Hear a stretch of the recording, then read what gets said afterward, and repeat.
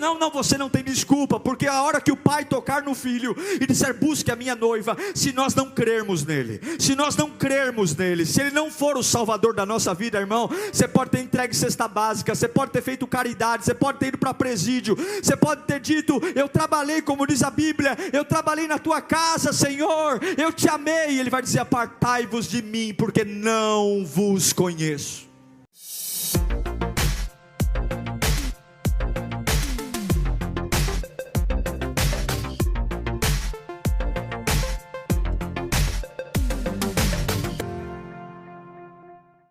Prontos para ouvir a palavra? Então vamos ler em João capítulo 8, versículo 32, um dos textos muito conhecidos da Bíblia, se não um dos mais conhecidos.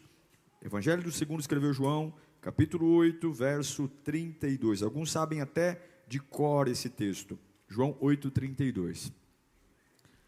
E conhecerão a verdade, e a verdade vos libertará. Se a verdade liberta, a mentira prende. Vamos ler juntos no 3? 1, 2, 3. E a verdade vos... Amado Deus, eterno Pai, é a tua palavra. Ajuda-nos a entender. Somos teimosos, somos cabeça dura, mas o Senhor é paciente e misericordioso. Não fomos consumidos pela tua misericórdia. Mas nesta manhã, Senhor, com muita humildade, seja os que estão aqui presentes, os que estão em casa, fala conosco, que o nosso coração possa entender a tua voz, em nome de Jesus, amém. Me lembro que sempre gostei de brincar sozinho, com brinquedinhos, cavalinho, vaquinha, cowboy. Me lembro de, no tapete de casa, da sala da minha mãe, fazer fazendinhas, e passava a tarde inteira brincando, conversava com os cavalinhos, conversava com os cowboys, e tinha o meu cavalo mais rápido, tinha o cavalo mais lento, e eu fazia, isso era, eu amava brincar, e um dia, como sempre fiz, chegava da escola, tinha uma caixa de brinquedo, ia na sala, despejava, como sempre fiz, e um dia eu peguei os mesmos brinquedos, montei a fazendinha como sempre montava, mas quando eu peguei o cavalinho e fiz, não tinha mais graça. Eu me lembro desse dia. Eu me lembro do dia que o meu mundo lúdico não viajava mais. Eu estava no tapete de casa, mas de repente virava um grande pasto. Eu escalava as ondas do sofá como se fossem montanhas. Mas naquele dia eu peguei o cavalinho, olhei para o tapete e ele era só um tapete. Eu olhei para o sofá e eu não vi mais aquelas montanhas que eu escalava com o meu cavalinho. Eram só espuma de sofá. E eu percebi que eu estava crescendo.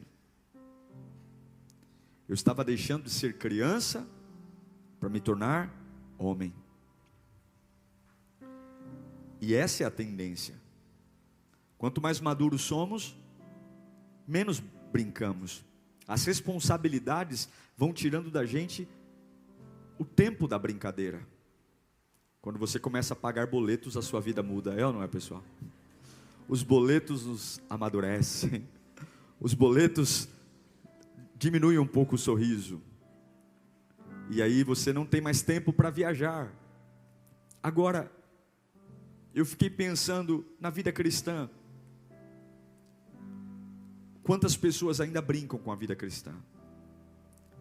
Quantas pessoas ainda têm um mundo imaginário pensando que há tempo, que há oportunidade, e sempre projetando para o amanhã, algo que não nos controla.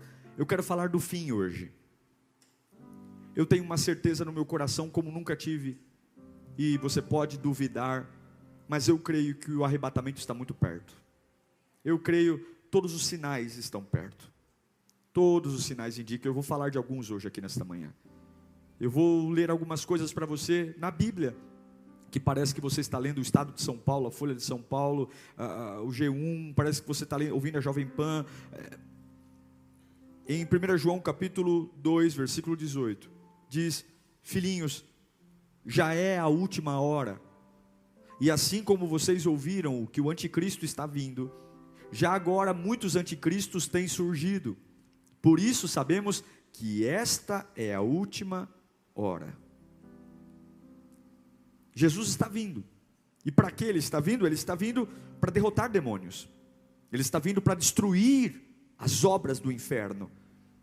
Ele está vindo para levar a igreja para o seu reino, a noiva. Jesus está vindo para nos levar para um paraíso e nos dar o direito de comer da árvore da vida, onde nunca mais haverá dor, sofrimento. Jesus está vindo para nos dar um novo nome, um novo corpo, um lugar onde nós não precisaremos mais matar um leão por dia, porque o leão da tribo de Judá já morreu para nos dar vida. Jesus está vindo para mudar as nossas roupas, para confirmar o nosso nome escrito no livro da vida, e vivermos com Ele eternamente. Jesus está vindo para reinarmos com Ele eternamente. Mas infelizmente, ainda há pessoas simpatizantes do reino, pessoas que admiram Jesus, mas não o seguem de forma verdadeira, pessoas que gostam do ambiente da igreja, mas não se permitem serem libertas. Irmãos, o evangelho só é evangelho quando nós somos libertos, libertos de nós mesmos, libertos do pecado, libertos da mentira, libertos de uma vida velha, libertos das desculpas que damos por não melhorar, como quando eu sentir, eu tomo uma decisão, não, eu sei que Deus tem o tempo certo para isso. Quanta bobagem a gente aprendeu a dizer, quantas desculpas para adiar aquilo que nunca deveria ter sido adiado, escolhas que nunca deveriam ter sido para amanhã, mas sempre para agora.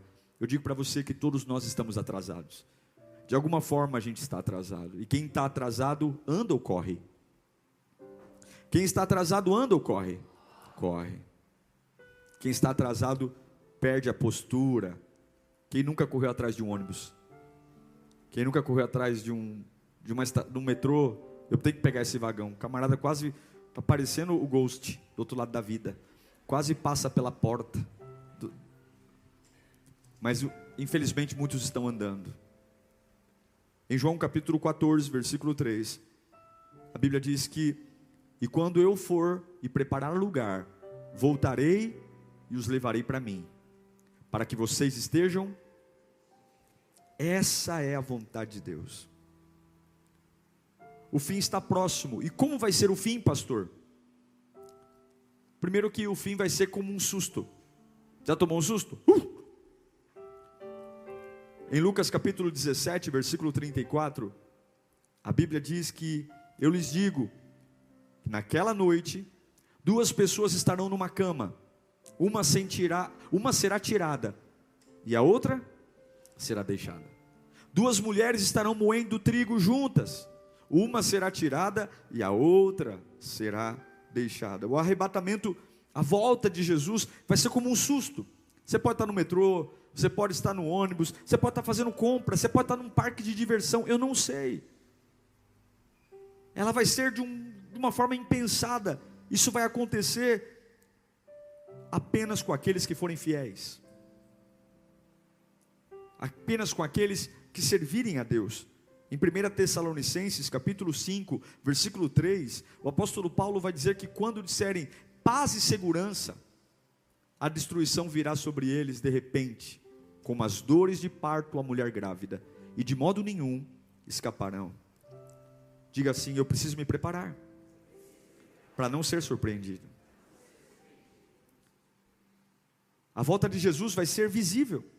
O mundo vai noticiar, os jornais, as revistas, os filmes.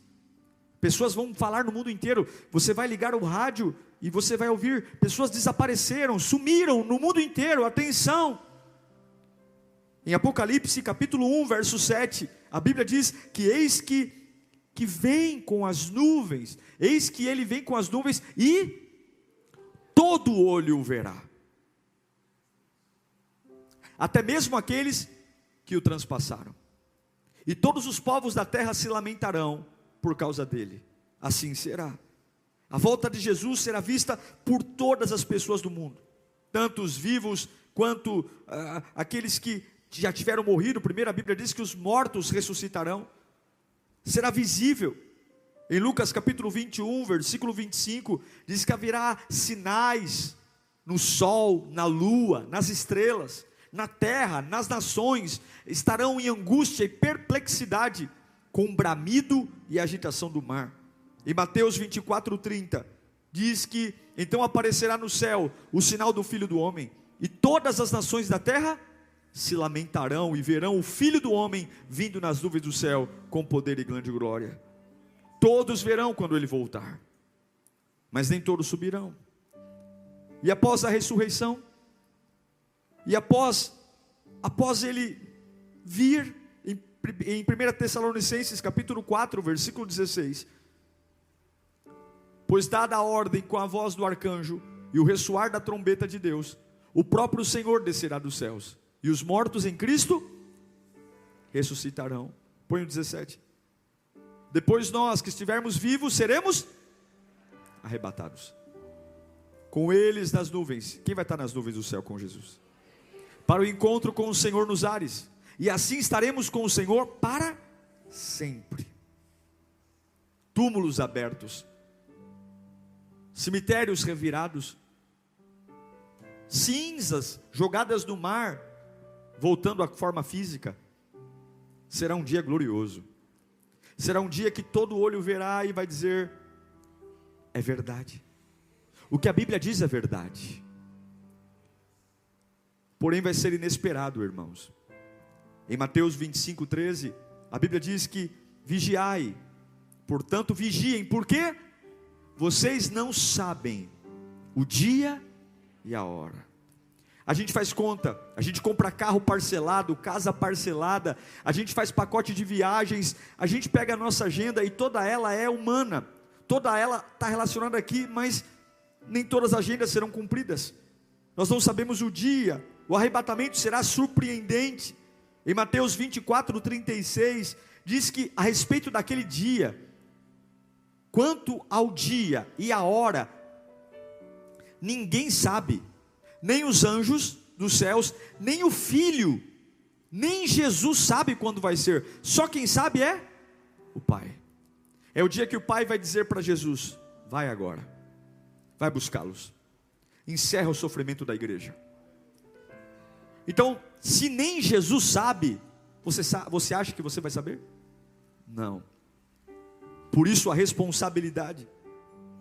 Aí você diz: mas eu quero saber, pastor, quando vai ser? Em Atos capítulo 1, versículo 7, é um tapinha na cara que Deus nos dá. Não compete a vocês saber os tempos, ou as datas, que o Pai estabeleceu pela sua própria autoridade. Mas como é que vai ser esse dia? Vai ser rápido, rápido. Em 1 Coríntios capítulo 15, versículo 51, Paulo vai dizer para nós que eis que aqui vos digo um mistério: nem todos dormiremos, ou seja, nem todo mundo vai ser sepultado, mas todos seremos transformados. No momento, num abrir e fechar de olhos, o som, eu queria tanto ouvir esse som. Eu tenho falado para o Senhor: não deixa eu morrer não, deixa eu ouvir a trombeta. Ao som da última trombeta, pois a trombeta soará, e os mortos, sabe aquela avó que servia a Deus há muitos anos, que você sepultou, eles vão primeiro que você. Eu queria tanto ver minha vovó, morreu em 1994, serva do Senhor, Dona Madalena, se levantando do túmulo, com o corpinho dela, e subindo ao encontro de Jesus Cristo. Todos nós temos alguém que já se foi. Irmão, ele não será esquecido. Talvez teus filhos não vão se lembrar dele, mas está uma promessa: os mortos ressuscitarão incorruptíveis, e nós seremos transformados. Será repentino. Em Lucas 17, 24, a Bíblia nos garante: pois o Filho do Homem, no seu dia, será como? Relâmpago, cujo brilho vai de uma extremidade à outra. Vai ser rápido, e de repente, alguém não vai estar mais aqui. E de repente, nós não vamos estar aqui, talvez estejamos na Pires do Rio, as pessoas vão vir para uma quinta B-Power, e não vai ter mais culto. Cadê a Lírio? Cadê a igreja? Cadê os voluntários? Cadê? Cadê o pessoal da casa do voluntário? Cadê o pessoal da recepção? Cadê os músicos? Cadê os membros? Cadê? O prédio está vazio. Gente, ninguém trancou a porta não. Vocês deixaram o portão arreganhado aí? Ninguém trancou o portão. Cadê o pessoal? Cadê a segurança? Cadê? Cadê? Nós estamos com Deus, irmão. Vai ser esse dia.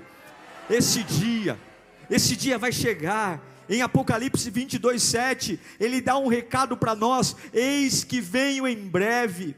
E feliz é aquele que guarda as palavras da profecia desse livro. Pastor, mas por quê? Por que você está pregando isso? O que isso indica que Jesus está dizendo? Eu vou dizer aqui alguns sinais rápidos. Um dos grandes sinais que Jesus está voltando são as guerras e revoluções. Olha a guerra fria que estamos vivendo. Olha a guerra comercial. Talvez a guerra hoje não é mais a guerra de matar, mas existe uma guerra no comércio, uma guerra de especulação, uma guerra a respeito de preço. Pessoas estão morrendo no mundo inteiro por falta de alimentos. É o preço do petróleo. É uma guerra comercial, é uma guerra fria, é uma guerra por poder, é uma guerra por empoderamento. E em Lucas capítulo 21 versículo 10, então lhes disse: nação se levantará contra nação, e reino contra reino. No último século vivemos 2 guerras mundiais. Estamos prestes a ver nações que até então, Estados Unidos era uma grande potência, sendo diminuída avassaladoramente, e a China crescendo. E eu não estou dizendo aqui de onde vai vir o anticristo. Eu só sei de uma coisa: o mundo está inseguro. O dólar não baixa. Eu sou economista. Todas as medidas que o Banco Central está tomando para baixar o dólar, aumentando a taxa Selic, não está surtindo efeito. O dólar não baixa. Qualquer outra estação do mundo, o dólar teria recuado, não recua. É uma loucura. Especialistas em economia estão dizendo as ferramentas de macroeconomia não funcionam. A gente toma uma decisão no Banco Central esperando que o remédio é esse e o efeito seja esse, e não vai. O dólar não baixa. Se o dólar não baixa, prejudica um monte de coisa. Enfim, há uma guerra de conversas. Agora a guerra é vacina, gente dizendo vacine, outros não vacinam, cada um colocando no peito o que acredita e defendendo. A gente não sabe mais o que pensa, porque tudo se misturou. A razão se misturou com a política, e a política com a razão, e agora eu contrario o fato para apoiar alguém. É uma loucura.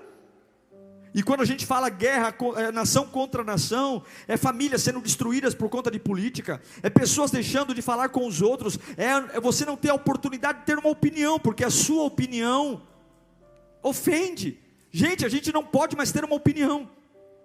Não se pode mais ter uma opinião, porque hoje a opinião ela é criminalizada. A gente vive uma época difícil de se viver, complexa, está na Bíblia. Outro sinal da volta de Jesus: catástrofes naturais. Lá em Lucas capítulo 21, versículo 11: e haverá terremotos, fome e pestes. Estamos em mais uma variante do Covid, H1N3. Em vários lugares, acontecimentos terríveis. Capitólio, enchentes. Olha o que aconteceu com as enchentes. Eu não estou falando isso para te sensibilizar, mas está na nossa cara. Está na nossa cara. Acontecimentos terríveis e grandes sinais provenientes do céu. A chuva, o calor. Olha o calor que nós estamos enfrentando em São Paulo. Eu fui para o Rio Grande do Sul.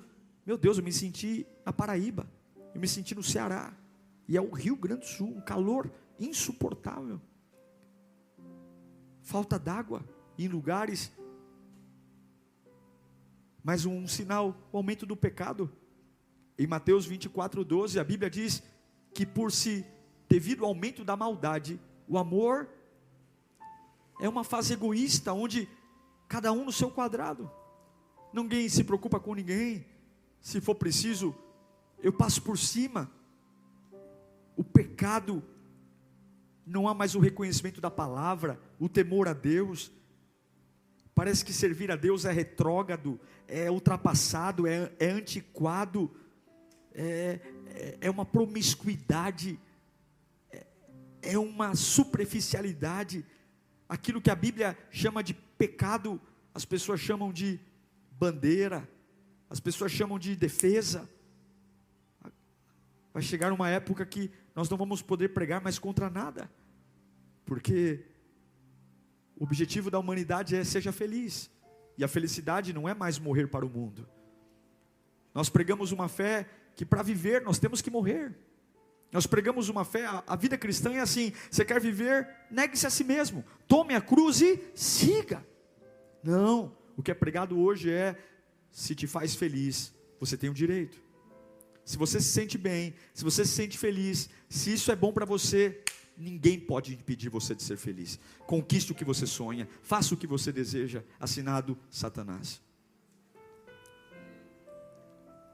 A sensualidade, as nossas crianças à mercê de uma carga de informação que nós não tínhamos. Eu me lembro, sempre fui meio tapado, me lembro de ter vergonha de dar o primeiro beijo. Meu Deus do céu, eu demorei quase 4 meses para dar o primeiro beijo. Aí um dia a Carla falou para mim assim: chega, né? Sabe como ela é? Vai acabar essa palhaçada ou não? Por quê? Ai meu Deus, meu pai vai... Hoje em dia, você vê criança. Eu estava passando por um condomínio e havia algumas crianças com essa praga desse TikTok, que tem que policiar, tem que olhar. Pais, olhem o TikTok. Um monte de criança dançando coisas que eu tenho certeza, pela idade delas, elas não entendem aquela letra. Porque se entender, aí o negócio fica feio. Eu quero acreditar que as crianças não entendem o que estão dançando. E é bonitinho, um monte de adulto dizendo: olha, crianças dançando e fazendo movimentos sexuais, como se estivesse simulando uma transa. Estivessem tendo um momento de penetração, para ficar mais claro. E os pais dizendo: Você vai numa loja de roupas hoje, infantil, já parou para observar as roupas que se vendem para crianças?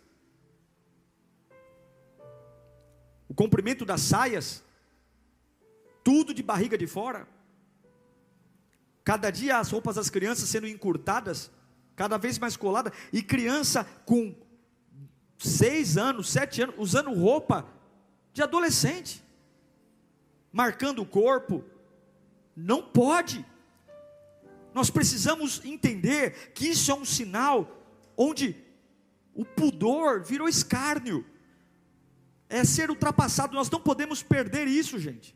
Jesus está voltando, porque nunca vivemos uma sociedade tão promíscua como a de hoje. Um outro sinal é a multiplicação do conhecimento.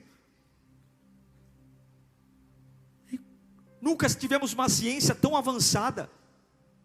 Você pode gostar da vacina ou não gostar da vacina, mas uma coisa é fato: foi em um tempo recorde.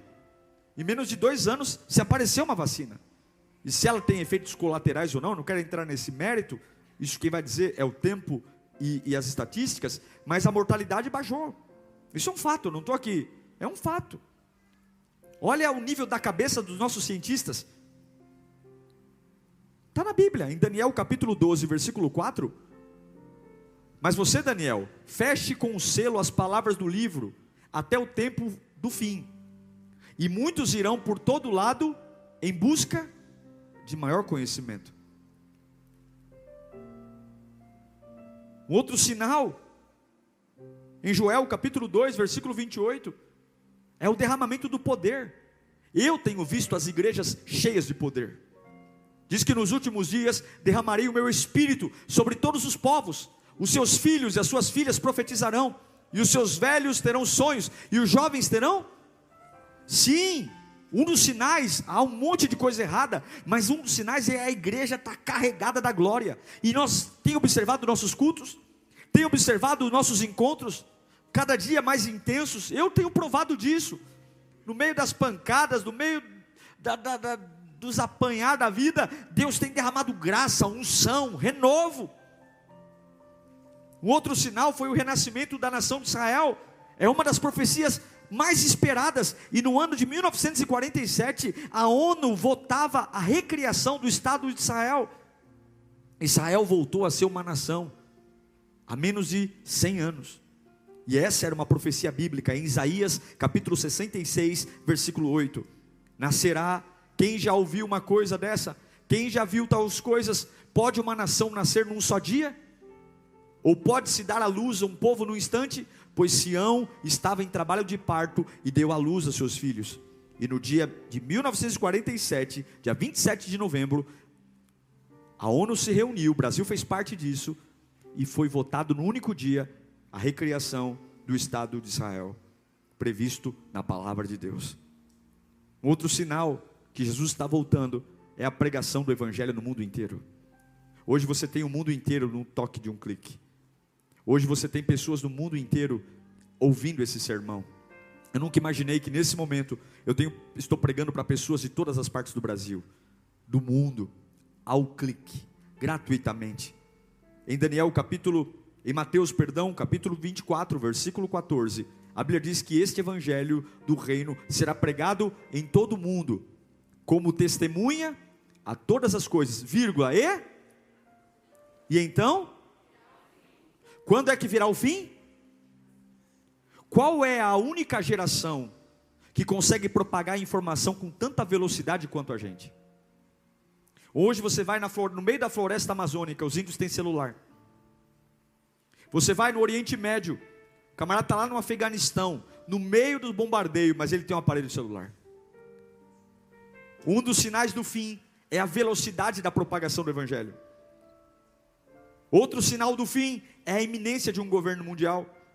Em Daniel capítulo 7, versículo 23, a Bíblia diz: e o quarto animal, e me deu a seguinte explicação: o quarto animal é um quarto reino que aparecerá na terra, será diferente de todos os outros reinos, e devorará a terra inteira, despedaçando-a e pisoteando-a. Nós sabemos que haverá um novo governo mundial. Eu acredito que a China será, e aqui é uma opinião minha, a China vai exercer um protagonismo no mundo, como já tem comprado. Só você ir no centro de São Paulo e observe as lojas. Tem comprado emissoras de TV. Hoje nós temos das 6 emissoras abertas no Brasil, 2 são chinesas. A Bandeirantes é chinesa. Um país comunista, que diz o seguinte: o Deus somos nós. O fim está chegando. Aí você fala: pastor, legal, eu vim para a igreja para ter uma palavra de ânimo, e o senhor está me dando um monte de dados, aí nem lembro mais o que o senhor falou, eu sei que é um monte de coisa. E o Kiko? E o Kiko é que Jesus está voltando. Jesus está voltando. Agora eu vou te dizer uma coisa: nem todos vão ouvir a trombeta, mas pode ser que amanhã eu caia da cadeira e quebre o meu pescoço. Pode ser que hoje eu esteja comendo um pedaço de carne e me engasgue. Pode ser que hoje esse coraçãozão aqui pare de bater. Pode ser que hoje seja o meu último culto, porque ninguém sabe também o dia que vamos partir. É por isso que o suicídio é um pecado abominável, porque só Deus sabe o último dia. A Bíblia diz que os nossos dias são contados. Eu não estou pregando isso para você ter medo de morrer. Eu não estou pregando isso para que você fique em compulsão. Eu estou dizendo isso: não perca a sua aliança com Deus. E como pastor, como saber que eu vou morrer e vou viver com Cristo? Como? Romanos 10, 17. Consequentemente, a fé vem pelo ouvir, e ouvir a mensagem. E a mensagem é ouvida mediante a palavra de Cristo. É ouvir a palavra. Eu estou pregando aqui, e essa palavra não é à toa. O fim se aproxima. Talvez esse seja o último culto para alguém aqui. Talvez seja o último culto para todos nós. Talvez seja o meu último culto. Eu não sei. Foi o último culto. A conferência foi o último culto para o Samuel, que estava no Kids, cantando bonitinho, com as mãos levantadas. E daqui a pouco, meio-dia, eu estou indo lá para o cemitério para sepultá-lo. Eu não sei. O que eu não posso perder é que eu só tenho uma chance de acertar. A Bíblia diz que ao homem foi dado apenas uma única chance, uma única vida, vindo após isso o julgamento. Irmãos, nós não cremos em reencarnação.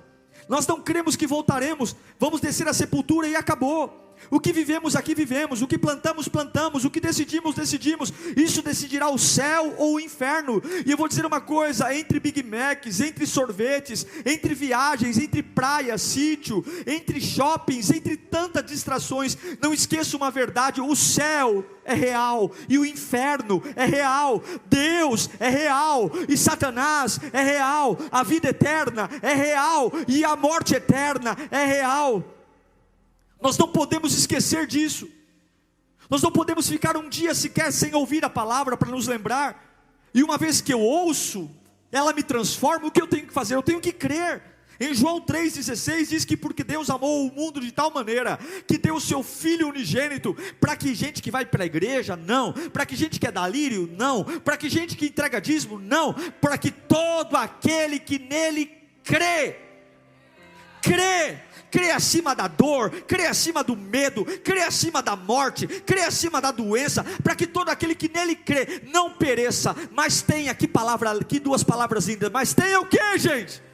Vida eterna, ou seja, nunca eu vou morrer, nunca. Não é quem eu sou, não é a casa que moro, não é a pessoa que eu consegui casar, não é o meu filho, não é quantas coisas eu acumulei na vida, não é se eu me acho uma pessoa bonita ou feia, é aquele que crê, é fechar os olhos e dizer: eu tenho um Salvador, eu tenho um Senhor, eu creio nele com a minha vida. Nenhuma dor toca nisso, nenhum sofrimento toca nisso, nenhuma decepção amorosa toca nisso. Tem gente que vai para o inferno porque colocou na mão de gente o que era para estar na mão de Deus. Tem gente que vai para o inferno porque está com tristezinha em coisas que não deveria. E se a trombeta soar num dia que você tirar folga, e se a trombeta soar num dia que você simplesmente dizer: olha, eu estou decepcionada com pessoas, e se a trombeta soar, quando você simplesmente dizer: eu estou muito magoado com pessoas, isso enfraqueceu a minha adoração, isso enfraqueceu, não, eu estou me afundando no pecado, pastor,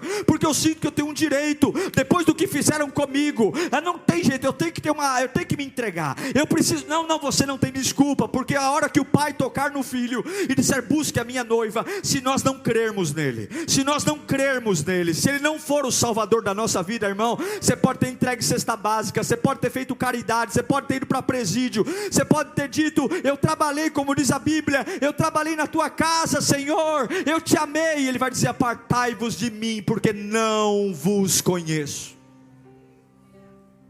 Não vos conheço. É um tempo de refletir, é um tempo de parar de brincar com os cavalinhos e amadurecer. O adulto não brinca mais, porque as responsabilidades tomam conta dele. Envelhecer é aumentar responsabilidades. Temos que amadurecer na fé. É ouvir a palavra, é crer na palavra e é confessar. Romanos 10:9, aqui eu encerro. Se você confessar com a sua boca que Jesus Cristo é o Senhor, e crer, não é só com a boca, e crer no seu coração, que Deus ressuscitou dentre os mortos, o que vai acontecer? O quê? Salvo. Repita comigo: ouvir, crer, confessar. De novo: ouvir, crer, confessar. Você que está em casa, digita no chat: ouvir, crer, confessar. Eu quero morar com Deus. Eu quero fazer valer a pena. Eu quero contemplá-lo em toda a sua glória e formosura. Eu quero. E sabe quando você crê em Jesus? Quando você é capaz de dar sua vida por Ele.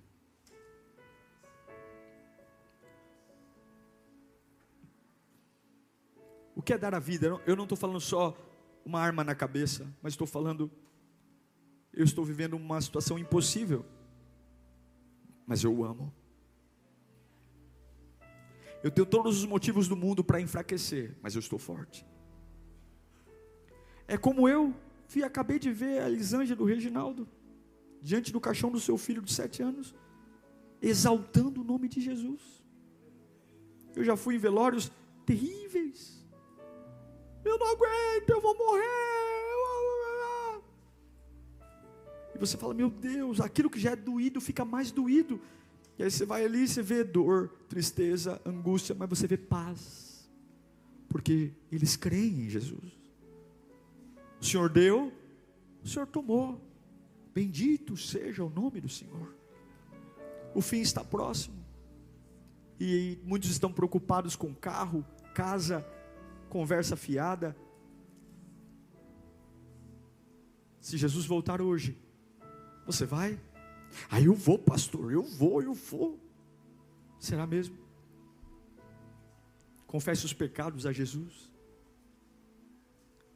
Ele não é como o homem, Ele não nos vê como o homem vê. Ele vê aqui dentro. Jesus sabe de verdade quem nós somos. Poucas pessoas saberão quem somos de verdade, mas Ele sabe.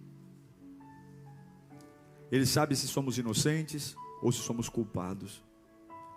E se a gente gastasse mais tempo tentando se alinhar com Deus do que fazer média com as pessoas, a gente teria muito mais paz do que tentar provar para a gente que nem quer saber de nada. Essa palavra, ela talvez não é a palavra que vai te arrancar aleluias e glórias, mas é o que Deus mandou eu te dizer hoje. Prepare-se para o fim. Prepare-se para ter uma fé de crer em Jesus acima de tudo. De tudo. Eu vou dizer a você, os dias vão piorar, irmãos. Esse ano de 2022 será um ano terrível. E eu não estou aqui profetizando, eu estou dizendo o que vai acontecer. 2022 será muito pior do que 2020 e 2021. Nós teremos, além da pandemia, uma guerra nesse país, porque esse ano é um ano de eleição. Nós teremos um problema seríssimo aqui. Seríssimo. Nós vivemos hoje uma das maiores polarizações da história, e onde todas as pessoas têm voz. Todas as pessoas têm voz. Viveremos dias de guerra, de luta, e a igreja está no meio disso, e você está no meio disso, e a sua família está no meio disso. Vivemos uma crise econômica, uma crise social, uma crise moral. E aí você diz, Jesus, tem misericórdia. Não, são sinais. Ele está voltando. É isso mesmo que tem que acontecer. É daí para pior. Mas nós não vamos nos curvar. Diga, eu não vou me curvar. Eu não sei você, mas eu vou morar no céu, e você? Então eu queria que você fechasse os olhos nesse instante. Feche os olhos. Você que está aqui pela primeira vez, fala, pastor, mas que mensagem é essa? Que mensagem doida. Eu aprendi a trazer para esse altar aquilo que Deus coloca no meu coração. E sim, é um final de semana de luto para Lírio. E Deus está falando conosco daquilo que estamos vivendo.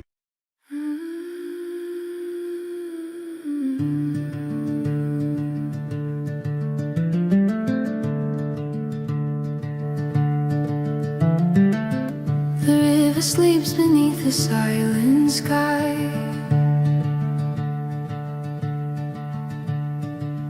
Its silver mirror empty of reply. I walk along the banks where waters used to play, finding echoes of tomorrow washed away.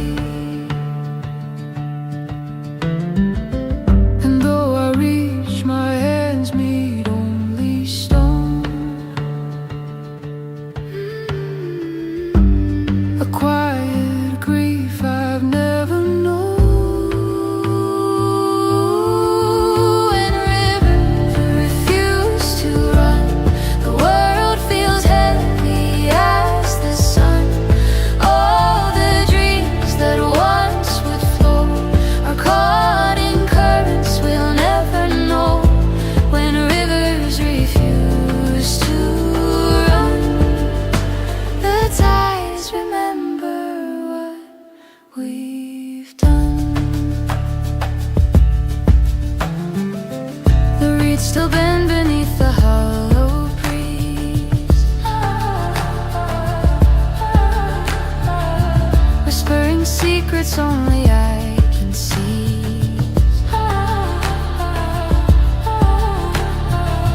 The fish no longer dance in silver streams, only shadows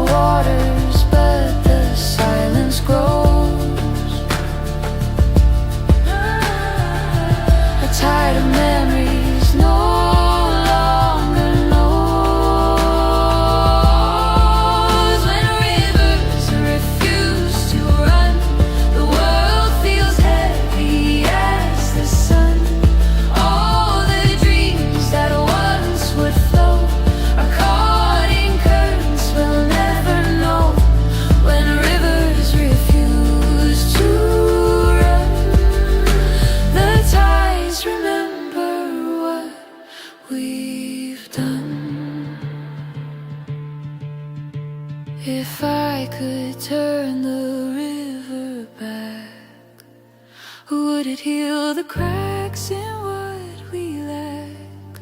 Or do the waters hide a truth too deep? A promise lost we cannot keep. When rivers refuse to run, the moon still rises, the day is done. Though the waters no longer glide, hope is a stream that flows inside. When rivers refuse to run, the tides remember what we've done.